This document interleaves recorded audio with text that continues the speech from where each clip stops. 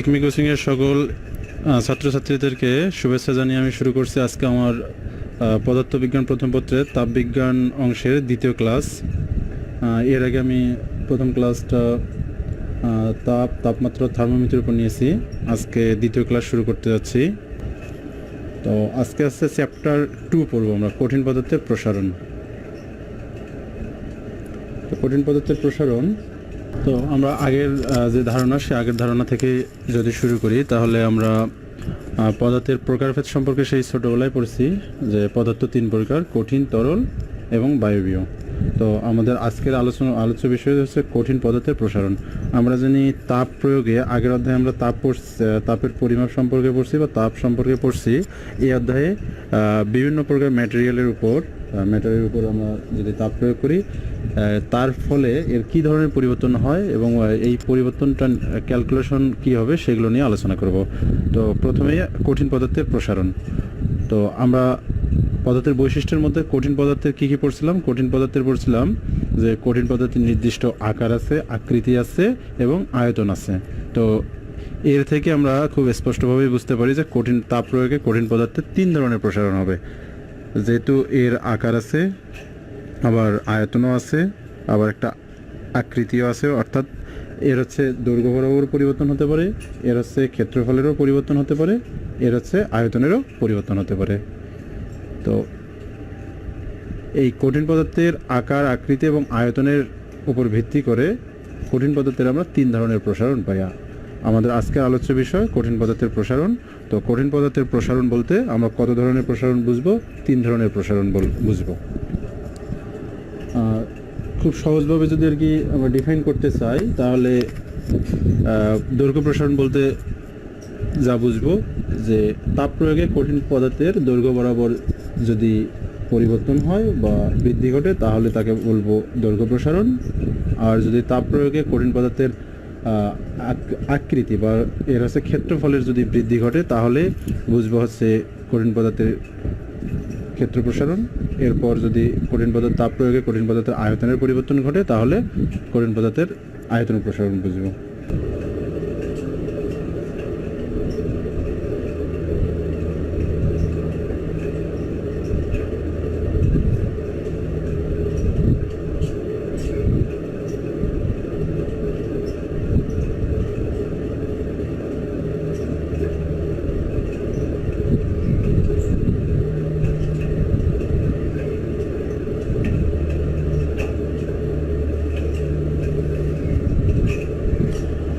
কঠিন পদার্থের দৈর্ঘ্য প্রসারণ। তো এই হচ্ছে আমাদের একটা কঠিন পদার্থ। তো এই কঠিন পদার্থ আমরা ধরে নিলাম যে এটা হচ্ছে আমাদের T°C বা θ1°C। θ1°C তাপমাত্রা দেয়া আছে। এই বস্তুটার দৈর্ঘ্য হচ্ছে কি মিটার? L মিটার বা L ইউনিট।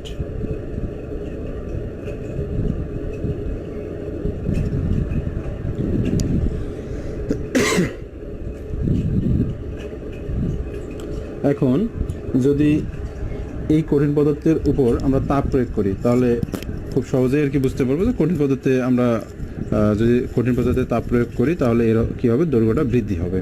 তো তাপ প্রয়োগের ফলে যদি এই বস্তুটা তাপ প্রয়োগ করার পরে তাপমাত্রা যেটা হবে সেটা হচ্ছে θ2°C।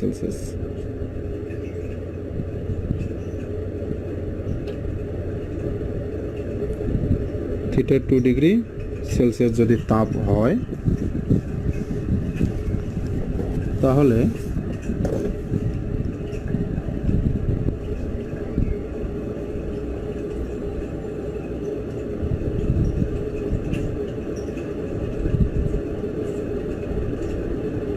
এই দৈর্ঘ্যটা আমরা L2 বলতে পারি। তো এই এতটুক দৈর্ঘ্য আমাদের বৃদ্ধি, একে অবশ্য আমরা L2 মাইনাস L1 দ্বারা নির্দেশ করব। তো এই যে এতটুক দৈর্ঘ্য বৃদ্ধি পেল L2 মাইনাস L1 পরিমাণ, তো তো এই পরিমাণের উপর ভিত্তি করে আমরা এখানে একটা ডেফিনেশন দিতে পারি। সেই ডেফিনেশনটা কি, যে দৈর্ঘ্য প্রসারণের ক্ষেত্রে বলা হয় দৈর্ঘ্য প্রসারণ সহগ বা দৈর্ঘ্য প্রসারণ গুণাঙ্ক, কোএফিসিয়েন্ট অফ লেন্থ এক্সপ্যানশন। তো দৈর্ঘ্য প্রসারণ গুণাঙ্কের সংজ্ঞাতে যেটা আর কি আমরা পাই, যেটা হচ্ছে যে আমরা তাপ প্রয়োগ করলাম, তাপ প্রয়োগ করে নর্মাল এখানে দেখলাম যে θ1°C তাপমাত্রায় একটা কঠিন পদার্থ ছিল, সেই কঠিন পদার্থকে আমরা θ2°C উপনীত করার ফলে এর বৃদ্ধিটা হলো কত, L2 - L1। যদি ডেফিনেশনটা এভাবে বলি যে প্রতি 1°C তাপমাত্রা বৃদ্ধির জন্য প্রতি 1 একক দৈর্ঘ্যের কতটুকু বৃদ্ধি ঘটে বা কতটুকু প্রসারণ ঘটে, এর যে মেজারমেন্টটা যদি এটা আর কি আমরা ক্যালকুলেশন করতে পারি, তাহলে এর একটা নতুন নাম দিতে পারবো, একে আমরা বলবো দৈর্ঘ্য প্রসারণ গুণাঙ্ক। তাহলে যদি এখানে তাপমাত্রা বৃদ্ধিটার ক্যালকুলেশন করি, তাপমাত্রাকে আমরা ডেল্টা থিটা দ্বারা কি ডিনোট করতে পারি, ডেল্টা বলতে পরিবর্তন বোঝায়, ডেল্টা থিটা, তাহলে এখানে হচ্ছে θ2 - θ1 এত ডিগ্রি সেলসিয়াস। আর এইখানে হচ্ছে দৈর্ঘ্যের পরিবর্তন, যেটা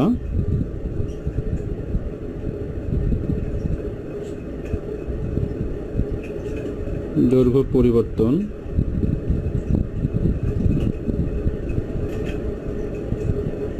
L2 - L1। তাহলে আমাদের হচ্ছে এই পরিমাণ তাপ বৃদ্ধির জন্য বৃদ্ধি কতটুকু ঘটে, বৃদ্ধি ঘটলে হচ্ছে আমাদের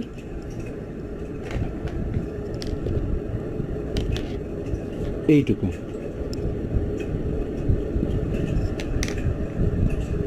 যদি আমরা ঐকিক নিয়মের সাহায্যে আর কি এখানে বিষয়টা দেখতে যাই, তাহলে হচ্ছে ডেল্টা থিটা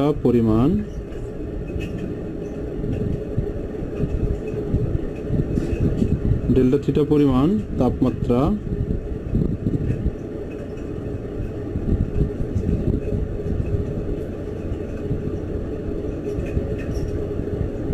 বৃদ্ধির ফলে কতটুকু দৈর্ঘ্য পরিবর্তন হয়, দৈর্ঘ্য বৃদ্ধি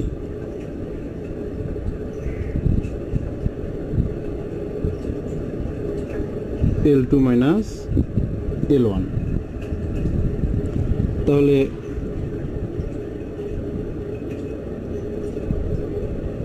1 ডিগ্রি পরিমাণ তাপমাত্রা বৃদ্ধির ফলে এখানে হবে আমাদের আদি দৈর্ঘ্যটা কত ছিল, L1, বৃদ্ধির পরে L1 দৈর্ঘ্যের এখানে L1, এটা হচ্ছে L1 দ্বারা ডিনোট করি। অর্থাৎ আগের দৈর্ঘ্যটা ছিল L1 থেকে পরবর্তীতে পরিবর্তন কতটুকু হয়ে গেছে, L2 - L1। তো L1 দৈর্ঘ্যের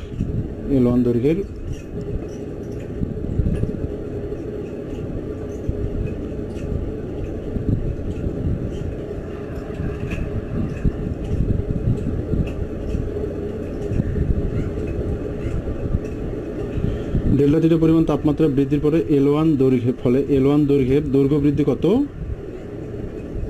L2 - L1। 1°C তাপমাত্রা বৃদ্ধির ফলে L1 এর জায়গায় যদি আমরা বলি 1 একক দৈর্ঘ্য, 1 একক দৈর্ঘ্যের জন্য যে বৃদ্ধি হবে সেটাকে আমরা ঐকিক নিয়মের সাহায্যে যদি লিখি, তাহলে হবে কি L2 - L1। তো ডেল্টা থিটা তাপমাত্রা পরিমাণ যেটা বৃদ্ধি হবে, অবশ্যই 1 ডিগ্রির জন্য তার বৃদ্ধিটা কী হবে, কম হলো ভাগ। আবার L1 দৈর্ঘ্যের জন্য যতটুকু বৃদ্ধি পাবে 1 এককের জন্য অবশ্যই বৃদ্ধিটা কি কম হবে, L1। তো এই যে আমরা যেটা পাইলাম, এইটা হচ্ছে আমাদের দৈর্ঘ্য প্রসারণ গুণাঙ্ক। একে আমরা আলফা দ্বারা ডিনোট করি, alpha equal to L2 - L1 into delta theta. একে বলা হয় দৈর্ঘ্য প্রসারণ গুণাঙ্ক যাকে আলফা দ্বারা ডিনোট করা হয়। এর ইউনিট হয়, আমরা এখানে ইউনিট যদি দেখি, এখানে দৈর্ঘ্যের ইউনিট, এখানে দৈর্ঘ্যের ইউনিট, শুধু টেম্পারেচার ইউনিটটা এখানে থাকবে, অর্থাৎ পার ডিগ্রি সেলসিয়াসে, per degree Celsius, per degree Fahrenheit তাপমাত্রার যে ইউনিটগুলো পড়ছি সেগুলো। তো এই অধ্যায়ের এই একটা বেসিক সূত্র, প্রথম যে সূত্রটা আর কি আমরা পড়ব, এইটা হচ্ছে দৈর্ঘ্য প্রসারণ গুণাঙ্ক।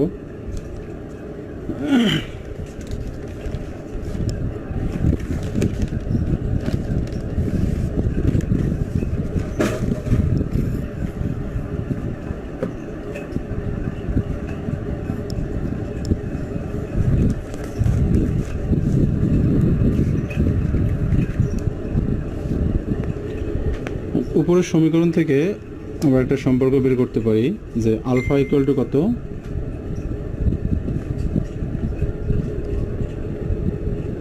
Alpha equal to L2 minus L1, L1 আদি দৈর্ঘ্য ইন্টু ডেল্টা থিটা, তাপমাত্রা বৃদ্ধি। একে যদি আমরা মাল্টিপ্লাই করি তাহলে হবে L2 minus L1 equal to alpha into L1 into delta theta. L2 equal to L1 plus alpha into L1 into delta theta. L1টা যদি কমন নেই, 1 plus alpha into delta theta. লক্ষ্য করি আমাদের L2টা কি, L2 যেটা ছিল তা হচ্ছে তাপমাত্রা বৃদ্ধির ফলে নতুন যে দৈর্ঘ্যটা পাবো, মানে নতুন মোট যে দৈর্ঘ্যটা পাবো, অর্থাৎ আগে একটা বস্তুর দৈর্ঘ্য ছিল L1, তাকে তাপমাত্রা বৃদ্ধির ফলে নতুন একটা দৈর্ঘ্য L2 পাইলাম। এখানে যে আগের দৈর্ঘ্য প্লাস যতটুকু বৃদ্ধি পাবে পুরোটাই আর কি, অর্থাৎ এটা নতুন দৈর্ঘ্য তাপ প্রয়োগের ফলে বৃদ্ধিপ্রাপ্ত দৈর্ঘ্য বলতে পারি বা নতুন দৈর্ঘ্য বলতে পারি। সেই নতুন দৈর্ঘ্যের যে ইকুয়েশনটা পাবো সেই ইকুয়েশনটা হচ্ছে এটা।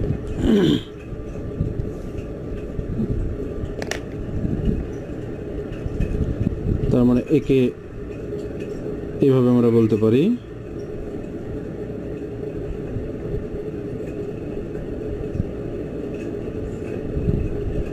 তাপমাত্রা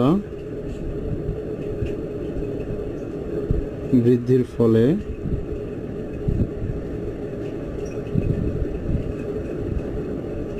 নতুন দৈর্ঘ্য। নতুন দৈর্ঘ্যের সূত্রটা হবে কি, L2 equal to L1 1 plus alpha into delta theta, তাপমাত্রার বৃদ্ধি। তো এইটা হচ্ছে আমরা দৈর্ঘ্যের ক্ষেত্রে দেখতে পারি। অনুরূপভাবে ঠিক সেমভাবে আমরা আর কি ক্ষেত্র প্রসারণ গুণাঙ্ক, ক্ষেত্রফল প্রসারণ গুণাঙ্ক, আয়তন প্রসারণ গুণাঙ্ক সেমভাবে বের করতে পারি।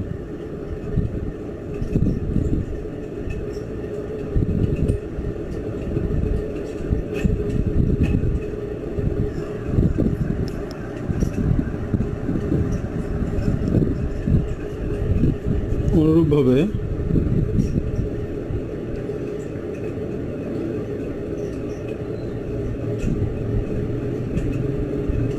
ক্ষেত্র প্রসারণ গুণাঙ্ক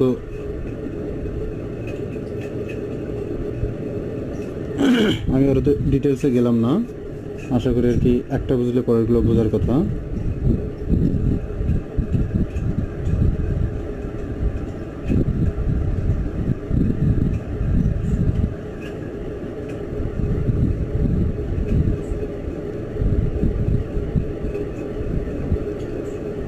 এটা হচ্ছে আমার থিটা 1 ডিগ্রি সেলসিয়াস তাপমাত্রা, এর এরিয়া যেটা S1 ধরলাম আর কি, আমাদের দৈর্ঘ্য গুণন প্রস্থ ইকুয়াল টু এরিয়াটা। তাপমাত্রা বৃদ্ধির ফলে নতুন যে এরিয়াটা হবে সেই এরিয়াটা চতুর্দিকে একটু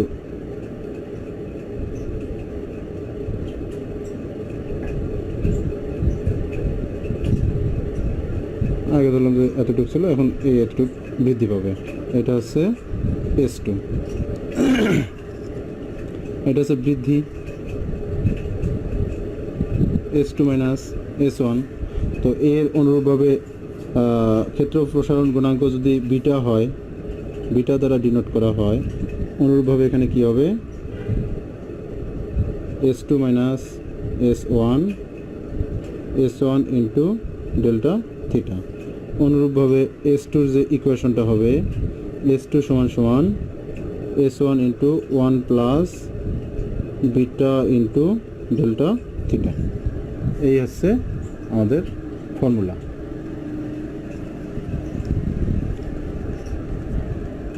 তো অনুরূপভাবে আমরা আয়তন প্রসারণ গুণাঙ্ক বের করতে পারি।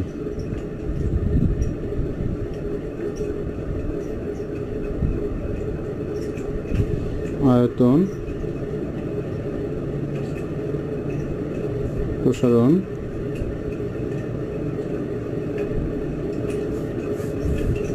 একে গামা দ্বারা প্রকাশ করা হয়। গামা ইকুয়াল টু, ধরলাম যে আয়তাকার ঘনবস্তু যদি একটা আমরা কল্পনা করি, ঠিক এই টাইপের,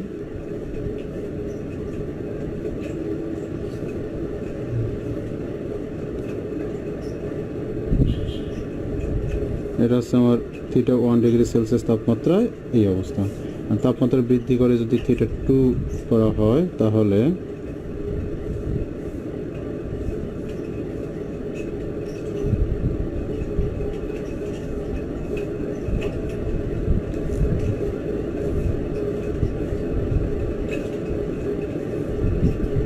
থিটা 2 ডিগ্রি সেলসিয়াস তাপমাত্রা এটা। তো এর আয়তন হচ্ছে V1, এর আয়তন হচ্ছে V2। অনুরূপভাবে এখানে যা হবে V2 minus V1 into delta theta.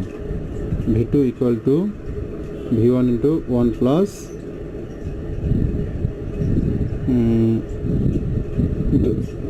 আয়তন প্রসারণ গুণাঙ্ক গামা ইন্টু ডেল্টা থিটা। এই হচ্ছে এখানকার ফর্মুলা। তো এখানে আরেকটা আমরা সূত্র পাই,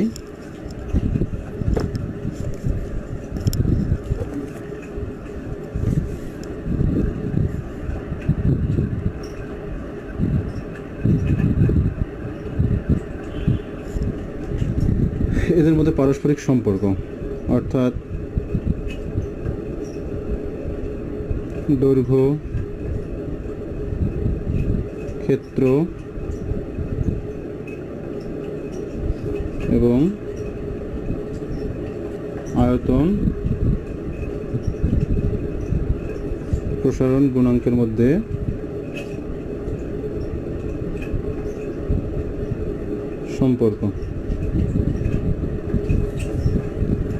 সম্পর্কটা হচ্ছে 6 alpha equal to 3 beta equal to 2 gamma. এই ফর্মুলাটা আমরা যে কোনো দুইটা নিয়ে আর কি দুইটার ক্ষেত্রে ব্যবহার করতে পারবো। আচ্ছা 6 আলফা ইকুয়াল টু 2 গামা, এখান থেকে আলফা এবং গামার সম্পর্ক, আবার হচ্ছে 6 আলফা সমান 3 বিটা, এখান থেকে আলফা এবং বিটার সম্পর্ক, অথবা 3 বিটা ইকুয়াল টু 2 গামা, গামা এবং বিটার মধ্যে সম্পর্ক, এভাবে বের করতে পারি।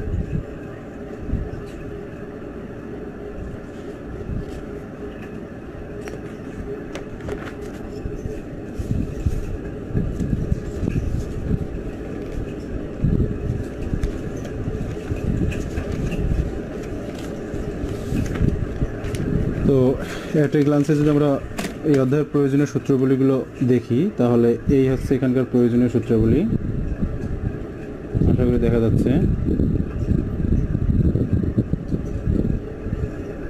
এখানে একটু ডিফারেন্ট করা হয়েছে যে টি ডিগ্রি সেলসিয়াস তাপমাত্রায় যদি আর কি এখানে হয় সেটা হবে। তো চাইলে আর কি আমরা এখানে পরিবর্তন করে দিতে পারি। L2 L1, এটা হচ্ছে L1, যেহেতু আমরা ফর্মুলাতে এটা ধরছি, এটা হচ্ছে L2 হবে, এটা হচ্ছে L1, এটা হবে S2 S1, এটা S1, এটা হচ্ছে S2 S1, এখানে আছে V2 V1, এখানে আছে V2 V1। এইভাবে আমরা ফর্মুলাগুলো ডেভেলপ করতে পারি। তো আমাদের অধ্যায়ের এই সূত্রগুলো এখানে মূলত আমরা দেখব। এই সূত্রগুলো দিয়ে আর কি আমরা ম্যাথ করব আজকে। আরেকটা সূত্র এখানে লেখা হয়নি, এই যে লাস্ট যে সূত্রটা, দৈর্ঘ্য ক্ষেত্র আয়তন প্রসারণ গুণাঙ্কের মধ্যে সম্পর্ক।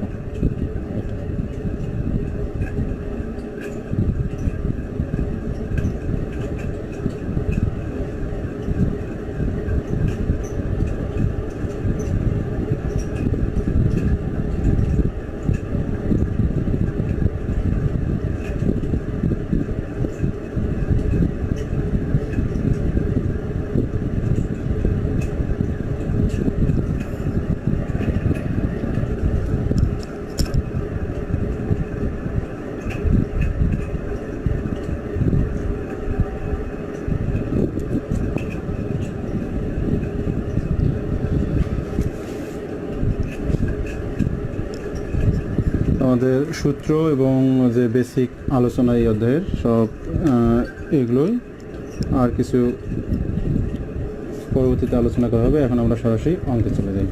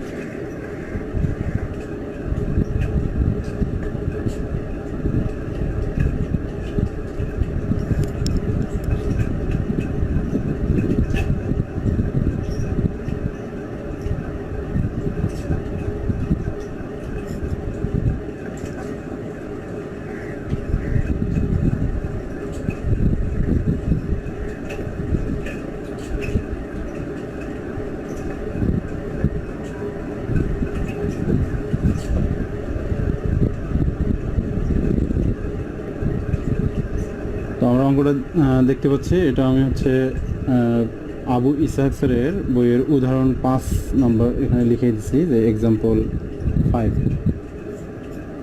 আশা করি দেখা যাচ্ছে। তো এখানে একটু দেখি কি বলা আছে। দিনাজপুর হইতে ঢাকার দূরত্ব 390 মাইল। দিনাজপুর হইতে ঢাকার দূরত্ব দেওয়া আছে 390 মাইল।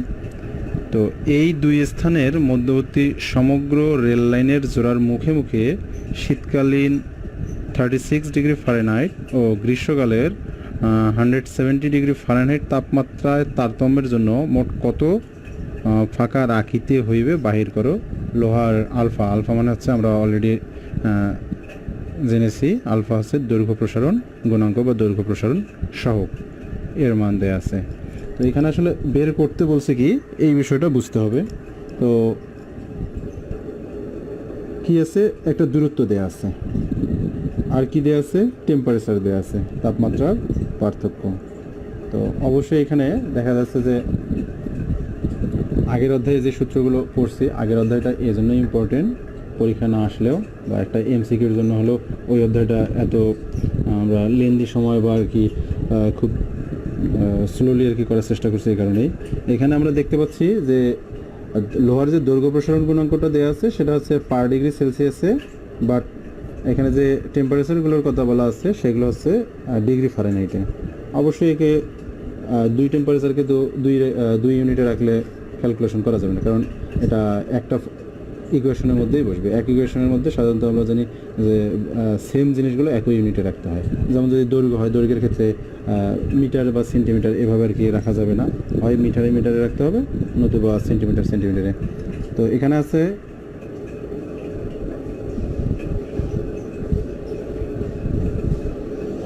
তো এই যে দিনাজপুর হইতে যে ঢাকার দূরত্ব 390 মাইল, এই 390 মাইল, এই 390 মাইলকে আমরা কোন দৈর্ঘ্য হিসাবে দেখতে পাই, যে এখানে মোট যে দৈর্ঘ্যটা আছে অর্থাৎ আদি যে L1 টেম্পারেচার θ1 টেম্পারেচারের সময় যে দৈর্ঘ্যটা, অর্থাৎ এখানে θ1 বলতে আমাদের কি আছে 36 ডিগ্রি ফারেনহাইট। তো L1 সমান সমান আমরা বলতে পারি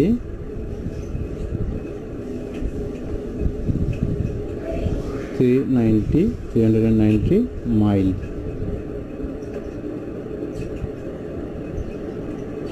ওকে, আর ডেল্টা থিটার মান, ডেল্টা থিটার ইকুয়েশনটা লিখে দিয়েছি, থিটা 2 মাইনাস থিটা 1, এখানে আছে থিটা 2 হচ্ছে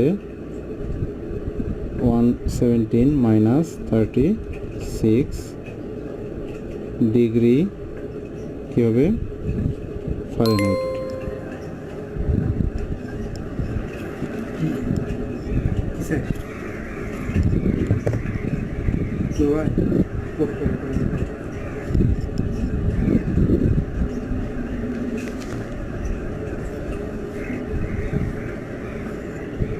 কত হচ্ছে এখানে 81 ডিগ্রি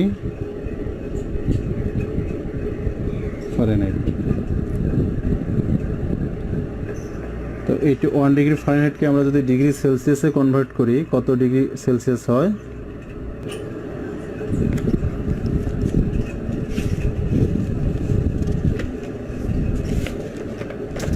রাফ করার জন্য আগের অধ্যায়ের সূত্রের খাতাটা কোথায়? আগের অধ্যায়ের সূত্রটা নেই।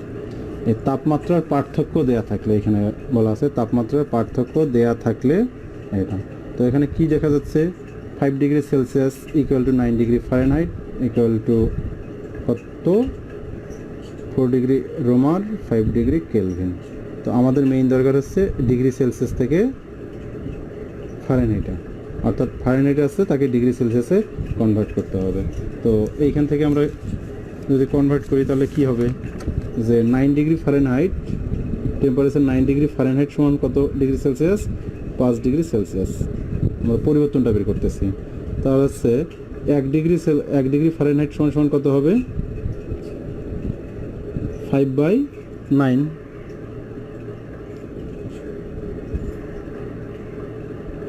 Five by 9 degree celsius. তাহলে এখানে কত ডিগ্রি আছে? 81 ডিগ্রি ফারেনহাইট আছে।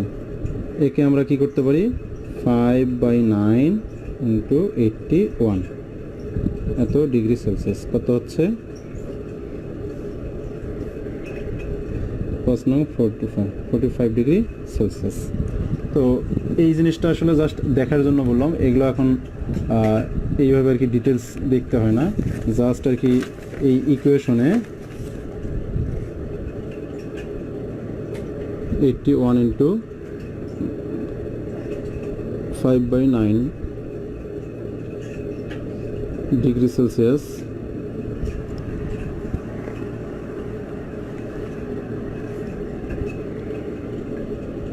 45 এই ডিগ্রি সেলসিয়াসে কনভার্ট হলো।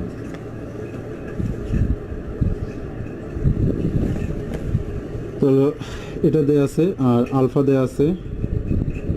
আলফা দেয়া আছে কত? 0.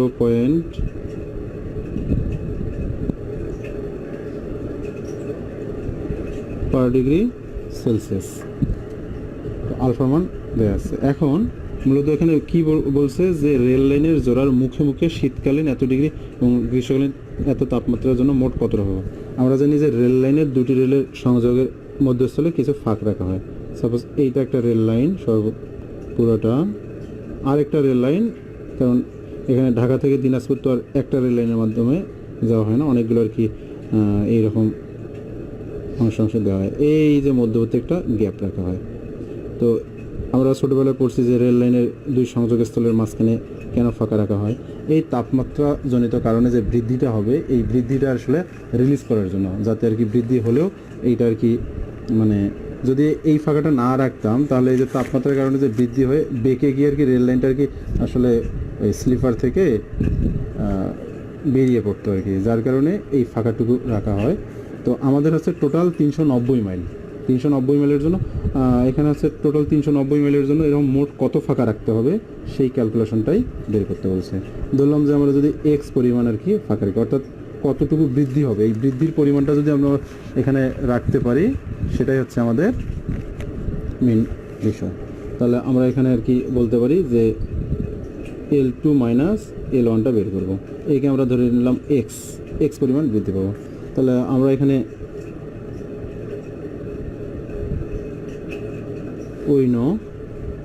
দৈর্ঘ্য প্রসারণ গুণাঙ্ক আলফা ইকুয়াল টু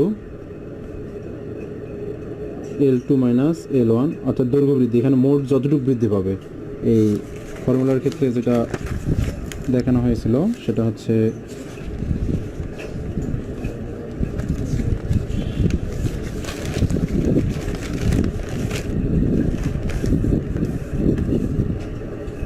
এই যে আশা করি দেখা যাচ্ছে L2 মাইনাস L1 এই এতটুকু বৃদ্ধি। তো এখানে ঢাকা হইতে দিনাজপুরের দূরত্ব যে 390 মাইল মোট আছে, সেই 90 মাইলের মধ্যে এই যে এতটুকু কী পরিমাণ ফাঁকা রাখতে হবে, অর্থাৎ প্রত্যেকটা জায়গার মধ্যে যেন এরকম ছোটো ছোটো ফাঁকা রেখে আর কি টেম্পারেচারটাকে আর কি রিলিজ করা যায়, সেই মোট ফাঁকার পরিমাণটা আসলে এখানে বের করতে বলছে যে ফাঁকা রাখিতে হবে, মোট কত ফাঁকা রাখিতে হইবে, সেই মোট কত ফাঁকা রাখিতে হইবে সেটা বের করতে হচ্ছে। সেই মোট এই যে এই L2 মাইনাস L1 এই পরিমাণ বৃদ্ধি পাবে, যত পরিমাণ বৃদ্ধি পাবে তত পরিমাণ ফাঁকা রাখতে পারলেই হবে আর কি। তাহলে এখানে হচ্ছে L1 ইন্টু ডেল্টা থিটা, আলফার মান কত 0.00012 ইকুয়াল টু এর মান হচ্ছে x, L1 এর মান হচ্ছে কত 390, টেম্পারেচার হচ্ছে কত 45। তাহলে x এর মান হচ্ছে কত হবে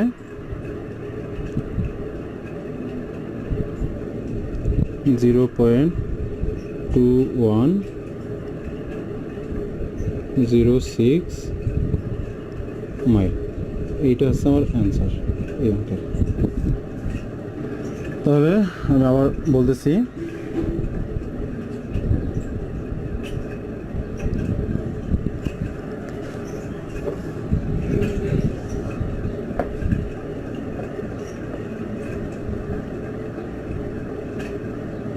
দিনাজপুর হইতে ঢাকার দূরত্ব দেওয়া আছে 390 মাইল, আর এই দুই স্থানের মধ্যবর্তী সমগ্র রেললাইনের জোড়ার মুখে কি আছে,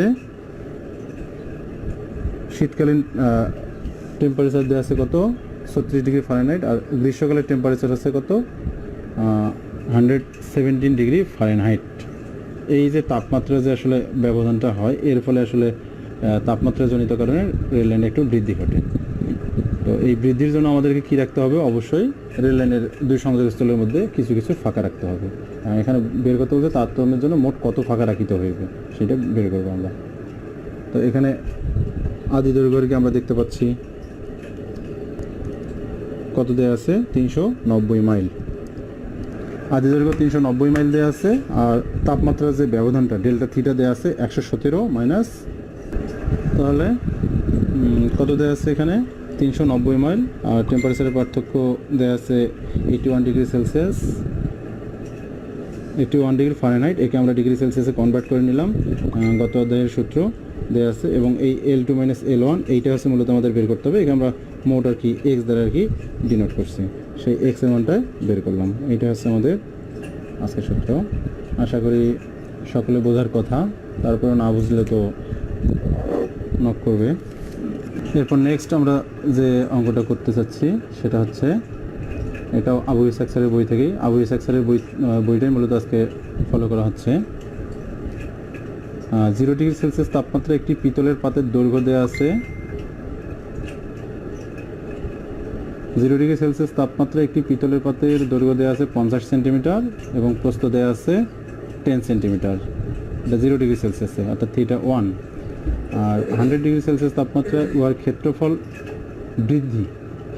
বৃদ্ধি বলতে আসলে আমরা কি বুঝবো, অলরেডি ফর্মুলাতে আর কি দেখে আসছি, 1.89 বর্গ সেন্টিমিটার বৃদ্ধি হবে। পিতলের দৈর্ঘ্য প্রসারণ গুণাঙ্ক বের করতে বলছে। এইখানে এই অঙ্কটা এর আগে ডুয়েটে আসছিল বেশ কয়েক বছর আগে।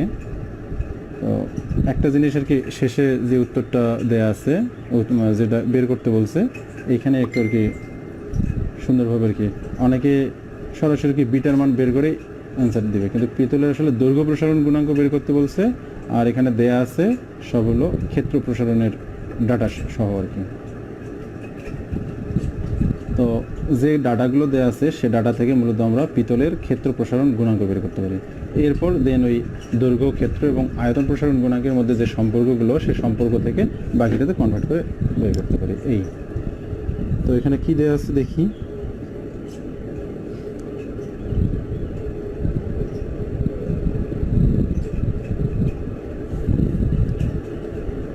আমরা বলতে পারি যে এস ওয়ান সমান সমান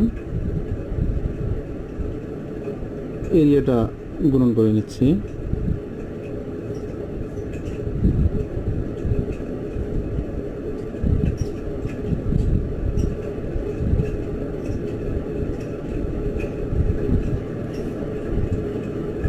আর এখানে দেওয়া আছে S2 minus S1 equal to 1.89। আশা করি সবার লেখা বুঝতে কষ্ট না হওয়ার কথা। তো দেওয়া আছে এবং ডেল্টা থিটা আমরা এখানে বের করতে পারি। ডেল্টা থিটা সমান সমান কত দেওয়া আছে? 100 মাইনাস 0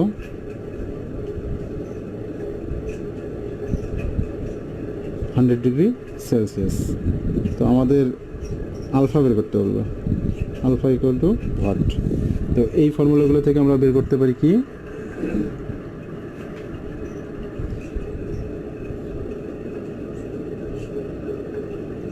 we know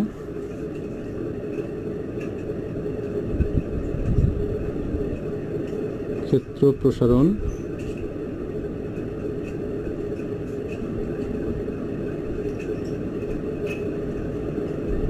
গুণাঙ্ক beta equal two S2 minus S1 গুণন ডেল্টা থিটা। এটা হচ্ছে 1.89, এখানে হচ্ছে কত 500 গুণন 100 ইকুয়াল টু বিটার যে মান আসে তা হচ্ছে 0.00000378 পার ডিগ্রি সেলসিয়াস। তাহলে আমরা জানি কি জানি সূত্রটা, আজকে যে সূত্র ডেভেলপ করলাম সেটা শেষের দিকে এই যে কিসের মধ্যে সম্পর্ক বের করবো, আলফা এবং বিটা। তাহলে 6 আলফা ইকুয়াল টু যদি কোথায় গেল 6 আলফা ইকুয়াল টু যদি 3 বিটা হয়, তাহলে 3 দ্বারা যদি 6 আলফা ইকুয়াল টু যদি 3 বিটা হয়, তাহলে বিটা ইকুয়াল টু কত 2 আলফা, অথবা আলফা ইকুয়াল টু এখানে বলা চলে যে 3 বিটা আর আছে 6 আলফা 1/2, অর্থাৎ হাফ, অর্থাৎ অর্ধেক আর কি হবে। তো এখান থেকে আর কি আমরা জাস্ট বের করতে পারি যে আলফা ইকুয়াল টু, সুতরাং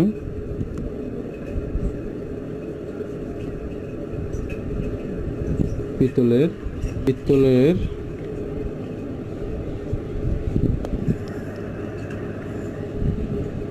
দৈর্ঘ্য প্রসারণ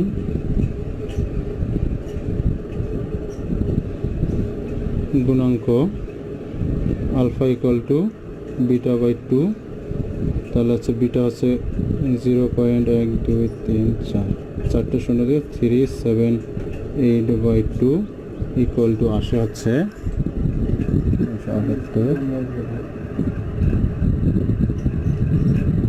2.6 into 10 to the power 2.6 into 10 to the power -5 per degree Celsius।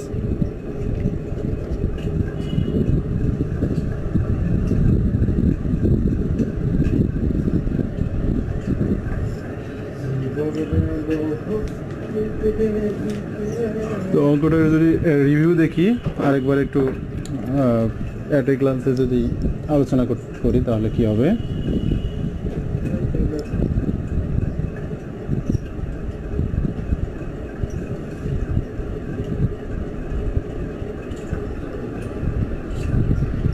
তাহলে দেয়া আছে টেম্পারেচার, প্রথমে দেয়া আছে θ1, তারপর হচ্ছে এর একটা দৈর্ঘ্য প্রস্থ দেওয়া আছে। তো ওখান থেকে তো আমরা বের করতেই পারি যেহেতু ক্ষেত্রফল বৃদ্ধি দিচ্ছে, তার মানে অবশ্যই এখানে বোঝা যাচ্ছে যে ক্ষেত্রফলটা এখান থেকে বের করা যাবে আর কি। আর শেষের দৈর্ঘ্য প্রসারণ গুণাঙ্ক চাইছে, কিন্তু আমাদের সরাসরি দৈর্ঘ্য প্রসারণ গুণাঙ্ক বের করার জন্য উপাত্ত যা যা লাগে, অর্থাৎ আদি দৈর্ঘ্যটা লাগবে আর হচ্ছে দৈর্ঘ্য বৃদ্ধি লাগবে। আদি দৈর্ঘ্য যদিও বা 50 দেওয়া আছে, এটা দিয়ে অঙ্ক করা যাবে না। তো ক্ষেত্রফল বৃদ্ধি দেওয়া আছে, এই জন্য আমাদের মূলত আগে ক্ষেত্র প্রসারণ গুণাঙ্ক বের করে দেন দৈর্ঘ্য প্রসারণ গুণাঙ্ক বের করতে হবে। তো আমাদের আদি ক্ষেত্র বের করতে পারি 50 × 10 500 বর্গ সেন্টিমিটার স্কোয়ার সেন্টিমিটার। আর হচ্ছে টেম্পারেচারের বৃদ্ধি তো 100 ডিগ্রি সেলসিয়াস বের করাই যায়। আর S2 - S1 অর্থাৎ ক্ষেত্রফল বৃদ্ধি দেওয়া আছে, এখান থেকে আমরা বিটার মান বের করতে পারি। বিটা ইকুয়াল টু আমরা সূত্র যেটা জানি যে S2 - S1 × ডেল্টা থিটা, এখান থেকে বের করলাম। আমাদের বের করতে বলছে পিতলের দৈর্ঘ্য প্রসারণ গুণাঙ্ক। আমরা জানি দৈর্ঘ্য প্রসারণ গুণাঙ্ক এই ক্ষেত্র প্রসারণকে 2 দ্বারা ভাগ করলে দৈর্ঘ্য প্রসারণ গুণাঙ্ক পাওয়া যায়। এই তো আজকে এ পর্যন্ত। আমাদের এই অধ্যায়ে নেক্সট আরেকদিন ক্লাস নেব, সেটা হচ্ছে আগামীকাল 9:30টা। আচ্ছা, আগামীকাল ক্লাস কয়টায় নেব বা কবে ক্লাস নেব এই বিষয়ে গ্রুপে আর কি জানিয়ে দেওয়া হবে। আর আজকে এই পর্যন্ত আর কি ক্লাস শেষ করছি, এই 2টা অঙ্কই থাক। এই অধ্যায় সম্পর্কে আরও আমরা ক্লাস করব। সকলকে ধন্যবাদ জানিয়ে আজকে এই পর্যন্তই।